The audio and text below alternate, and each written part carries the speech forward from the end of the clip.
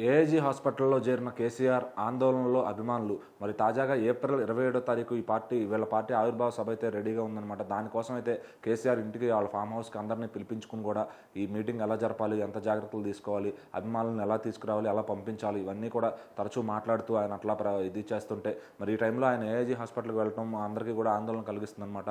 ఆయన ఎందుకు వెళ్ళారు అంటే ఎప్పుడు కూడా ఆయన యశోద హాస్పిటల్కి వెళ్తూ ఉంటారు. ఈ మధ్యన జరిగిన తుంటి ఆపరేషన్ కూడా ఆయనకి అక్కడే జరిగింది. సో మరి ఆయన ఏఐజీకి వెళ్ళడంతో పలు అనుమానాలు అయితే రేకెత్తున్నాయన్నమాట ఫ్యాన్స్ అందరిలో కూడా. సో మరి కేసీఆర్కి ఏమైందంటే చెప్పు, ఇప్పటికే చాలామంది హాస్పిటల్ దగ్గరికి వెళ్తూ అక్కడ పరిస్థితి ఏంటని చెప్పి అందరూ కూడా భయపడుతూ ఉన్నారనమాట.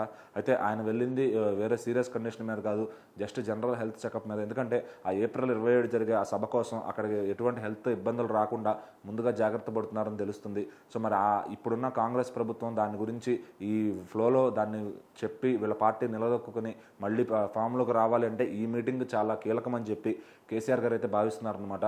సో మరి ఇప్పుడు ఈ మీటింగ్ అనేది మొత్తం ఆ నేతలందరికీ కూడా చాలా ఇంపార్టెంట్ అయింది. మరి దాని వెనకాల బ్యాక్ డ్రాప్లో కేటీఆర్ గారు కూడా మొత్తం చూసుకుంటూ నడిపిస్తూ ఉన్నారనమాట. మరి ఈ టైంలో ఆయనకి హెల్త్ ప్రాబ్లం ఉందని చెప్పి కేటీఆర్ గారు కూడా హాస్పిటల్కి వెళ్ళడం జరిగింది.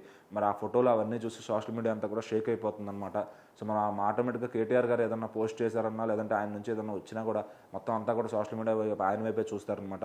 మరి ఇప్పుడున్న కాంగ్రెస్ ప్రభుత్వంలో మరి కేసీఆర్ గారు వాళ్ళందరినీ తిప్పికొట్టి ఈ మీటింగ్ ఎలా పెడతారు, సో ఇది సక్సెస్ అవుతుందా లేదా అని అందరిలో కూడా అటు బీఆర్ఎస్ నాయకులందరిలో కూడా ఒక టెన్షన్ అయితే ఉందన్నమాట. సో మరి నెక్స్ట్ టర్మ్కి తీసుకురావాలని కేసీఆర్ అయితే విశ్వ ప్రయత్నాలు చేస్తున్నారు. క్యాడర్ మొత్తాన్ని మళ్ళీ వెనక్కి తీసుకురావాలని చెప్పి అందరూ కూడా కాంగ్రెస్లోకి షిఫ్ట్ అయిపోయారు. సో మళ్ళీ క్యాడర్ బిల్డ్ చేసి ఈసారి గట్టి విన్ను కొట్టాలని చెప్పి కేసీఆర్ గారు అయితే ప్రయత్నిస్తారనమాట.